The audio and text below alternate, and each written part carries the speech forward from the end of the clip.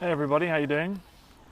I'm Dan Snow. I am the History Guy. I bring you regular history updates. You can check me out on Facebook, Dan Snow's History Hit, or and my podcast on iTunes, History Hit. Get involved, everybody. Hey, how you going? Thanks for joining, everybody.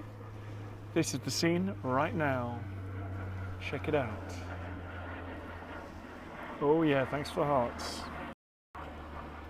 How you doing, everyone? I am just sitting up here. Thanks for sharing, Greg, Ev Pro. Feel free to share, everybody. I'm not doing Cows Week. No, I am not doing Cows Week. But hello in Scotland. Hi, Hunter S. How are you? Thanks for all the action on Twitter, the retweets and the favourites and everything. Appreciate that. Willow Barcelona, thank you for sharing. Look at the weather down here in the UK. This is the Solent. It's not really in focus at the moment. There we go. Hi, Norway loves Dan. I love Norway. The Lofoten Islands are the best. I was there earlier this year. Check them out. I check out Facebook. I did post a lot of pictures up there. That down there, everyone, is my favourite house in the UK. Look at that, right on the edge of the water. Hello, Hammersmith. Hello in a boring office. Don't tell your boss you're watching this. Get the headphones on. Check this out. Hello in Cheshire. Hello in Mexico. Hey, Mexico. Now down there, guys. Listen, this is the most historic stretch of water in the flipping world around here. Under the floorboards in Cannock, wowee. So let me show you with my little finger here. I don't know if you can see over there. Let me zoom in next to this brilliant house. Do you see all those sails down there? Loads and loads of sails down there. That is Cows Week. Hello in Louisiana. Hunter S. Jones. Hunter's Jones, thank you for sharing. This is the most historic stretch of water in the UK. That's Cows Week. That's the world's longest running regatta, I think, correct me if I'm wrong. Started in the 1820s. Actually, speaking of Mexico, if you're still watching in Mexico, you are. You haven't been too bored. So that Cows Week's been running since 1826.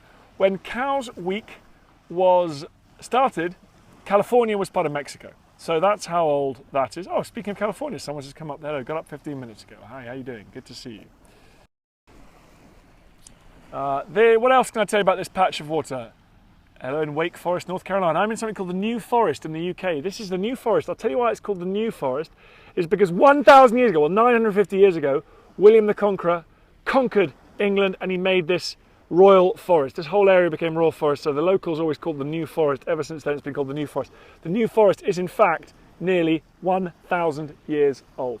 So much happened on this stretch of water. The Emperor Vespasian conquered the Isle of Wight over there. He was a young officer when the Romans conquered England. That's Cows Week going over there. Now you see this little ramp here, down there. That was built for D-Day. Hello in India. How are you doing? That was built for D-Day. See that concrete there? That was built for D-Day. All of the tanks that landed on the beach in Normandy got on their landing craft right here where I'm sitting now. Pretty exciting. This played its part. And people said you could walk from one side of this to the other, to the Isle of Wight, on ships. It was so busy with shipping. What else we got down here that I can show? Oh, the Mary Rose capsized just over there, if you've heard about the Mary Rose. Remember, guys, you can see my Mary Rose films on my Facebook page, Dan Snow's History Hit, where I put up all my old videos and films. The Titanic left from over there, Southampton. Southampton's just around the corner here. If you're sitting here, nearly over 100 years ago, you'd have seen the Titanic sailing out of here, coming down there. Lots of people, that was the last sight of their homeland before hitting that iceberg. This is where the America's Cup was first held out here, which is the oldest single sporting trophy in the world. The British have never won the America's Cup. It's first held out here. At the moment, we're trying to win it back. Maybe we're going to make history, and if it is, I will show you everything live on Periscope. That'd be pretty cool. My wife's great-grandfather, he left from Southampton, which is up there. He left to go to World War I. Thanks, History Doctor, for inviting followers. He left just down there. He sailed out of there. Last time he ever saw his family or his homeland, he was killed just a few weeks after landing in France in 1914. The experience of so many young men. Okay, here we go. You're lucky enough to win Cows Week overall. Jeepers creepers, man. That's pretty impressive. Jeremy Christie. So let's get it back on here. Way down there, Hearst Castle. You can just see it, Hearst Castle. That is where King Charles I, hello in Colorado. King Charles I was imprisoned in Hearst Castle Well, Parliament decided what to do with him, and because he was so naughty, they just decided in the end they had to kill him. There was no option because he kept talking to the enemies, he kept trying to make alliances, get himself out of trouble. And there's a little doggy, someone walking a little dog on the beach. Wisconsin, Ontario, what up? Now listen, it's a big week in history, guys. Check this out. There were smarter people on the beach than on the boat than you. Well, I can't believe that. I just can't believe that. So there you go. This is if you're just joining out, as I say, that's a D-Day beach down there. Now listen, guys, it's a big week in history. Big week in history, right? On the 4th of August this week, on the 4th of August, right, no, last week, but this kind of week, Britain declared war on Germany in the First World War. Huge, huge, huge day in history. Within a day or two, Kaiser Wilhelm, who was, of course, Queen Victoria's... Oh, hey, I'll tell you something about Kaiser Wilhelm. Do you see just that point there? Oh, yeah, just that point there. That's Osborne House. That was Queen Victoria's, just beyond there, is Queen Victoria's favourite summer residence. She used to go there. And Kaiser Wilhelm used to go and visit his grandmother. He was her oldest grandson. He used to go and visit his favourite grandmother there. And he learnt to love the Navy because he could see the Navy coming in out of Portsmouth. Thought, I want one of those one day. And that inadvertently helped cause the First World War. Kaiser Wilhelm's obsession with building big battleships. So 4th of August, he sent his uniforms back to Buckingham Palace in an absolute rage. And soon, hundreds of thousands of men, well, in fact, millions of men, were crossing the border into Belgium and France this week in 1914. It's terrible.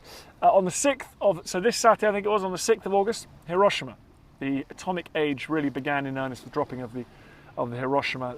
Beautiful boat going past. Flying the White Ensign, that means that boat is actually a naval vessel. It's probably some sort of recreational naval vessel, I'm guessing. Yeah, so Hiroshima bomb, less than 1 kilogram of nuclear fuel went fissile, underwent fission. Even with under 1 kilogram, guys, under 1 kilogram, 80,000 people were killed and it's almost equal number wounded. The fireball at the just under where the bomb was dropped got to about 6,000 degrees centigrade, and with a circle within about 3.5 kilometers. Casualties were effectively 100%. Some people survived, but casualties were effectively 100%. So the atomic age had begun. Hugely controversial. I'll do a podcast on that one day, guys. Check out the podcast. It's Dan Snow's History Hit. It's on iTunes, and I do a lot of discussing current affairs through history, also great historical topics for historians, and sometimes controversies like the generals of World War I, and also should the Americans have dropped the bomb. Enola Gay, as someone just said there, should the Americans have dropped that bomb in the First World War? We've got a naval history one out here. Let's look out here again. This is the beautiful sun. If you're just joining me, one of the most dramatic, most important stretches of water in British history. I might go out sailing on there a bit later on, I think. Taking some time off here at the moment. That's Cowes over there. Cowes Week, longest running regatta in history. Since 1826, I think it is. Longer than California has been American. Has that Cowes Week been going on?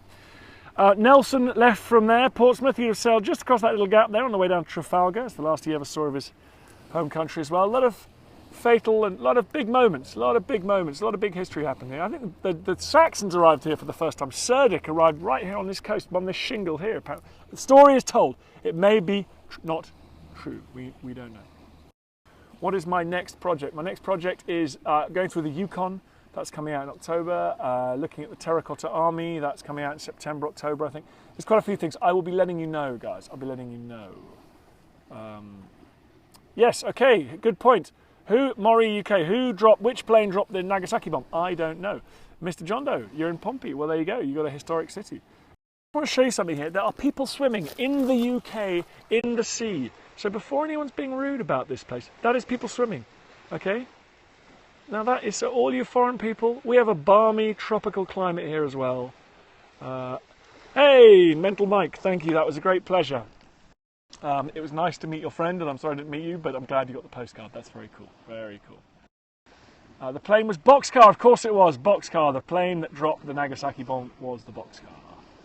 Okay. Your dad was the first American to raise the American flag over Tokyo. Crazy Celt 60. That is very cool. That is very cool. Wow, what a piece of history. What a piece of history. I love meeting people on here and sharing the history. We have crazy people too. Battle of Bandywine. Yeah, we do. I like your name there. That's good. So anyway, guys, this is a historic stretch of water. Good to see you in California, and great to talk to all of you. Oh, hang on, I haven't told you about one big anniversary happened today. It's the 8th of August. I'll tell you about this anniversary, because this was an important one. The First World War started for Britain on the 4th of August 1914, a few days ago.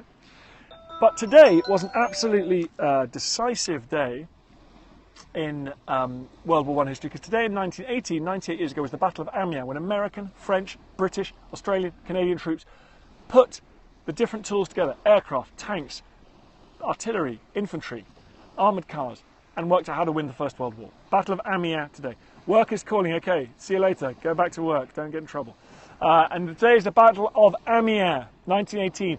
Many people haven't heard of it, but it's probably the most important battle, well, one of the most important battles in British and world history.